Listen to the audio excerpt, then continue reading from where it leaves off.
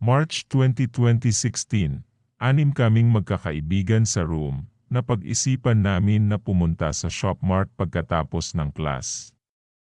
Sakto 12 uyan na so sabay-sabay kami naglakad papuntang Shopmart. Nang nakarating na kami sa Shopmart, syempre namili kami ng kakainin namin dun. Habang kumakain kami hiniram ko yung cellphone ng kaklase ko, at nag-musically ako pagtapos ko mag-musically nagpiktura naman kaming lahat na magkakaklase. Pinipikturan ko sila ng mga stolen pics. Tuwang-tuwa ako sa mga mukha nila, parang kala mo ang laki ng problema sa buhay. Yun na nga tapos na kaming kumain, kaya lumabas na kami ng Shopmart then diretso uwi na kami. Nung nasa bahay na ako, nag-open ako ng Facebook tas may one message galing sa mga kaskwad ko. Shit! Walang ulo.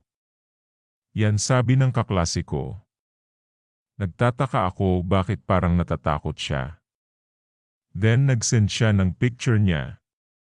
Natuwa pa ako nung una kong nakita yung picture niya kasi stolen yun ako nagpicture nun. Tapos napansin ko yung lalaki sa likod, wala siyang ulo. Tinignan ko mabuti at yun wala talagang ulo sa picture yung lalaki. Takot na takot yung kaklase ko, syempre ako din natatakot. May mga pamahiin kasi yung mga walang ulo sa picture. Kinabukasan nagkwentuhan kaming magkakaklase about dun sa pugot na ulo sa picture. Kaya pinagplanuhan namin na pumunta ulit sa Shopmart para sabihin dun sa lalaki na walang ulo yung nakita namin sa picture. Nung pagpasok namin sa Shopmart yung iba, ayaw pang pumasok kasi takot na takot talaga silang pumasok dun. Then wala yung lalaki dun kaya sa katrabaho na lang namin sinabi na walang ulo yung lalaki. Totoo ba ito?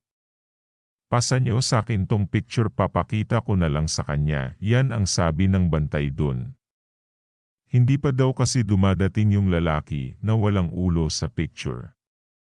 Mga 2:00 pa daw darating so kami nagsiuwian na lang kasi ayaw na namin magtagal dun sa Shopmart. Hindi po ito edited yung walang ulo. Tinakpan lang namin yung mukha ng kaklase ko.